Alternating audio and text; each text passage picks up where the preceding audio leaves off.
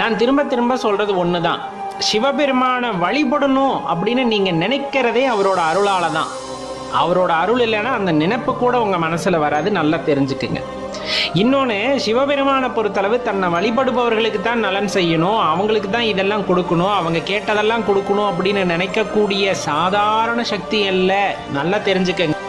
நீங்க சாதாரணமா அந்த சக்தியை எடை போட்டு விட முடியாது. நல்லா தெரிஞ்சுக்கங்க. தன்னை வழிபட்டாலும் சரி, தன்னை வழிபடாவிட்டாலும் சரி, தன்னை நிந்தித்தாலும் சரி, தன்னை நினையாதவர்களுக்கும் சரி, எது அவர்களின் வாழ்க்கைக்கு தேவையோ, அடுத்த கட்ட முன்னேற்றத்திற்கு செல்வதற்கு அவர்களுக்கு எது தேவையோ அதை பார்த்து பார்த்து கொடுப்பவர் எம்பெருமான் ஈசன்.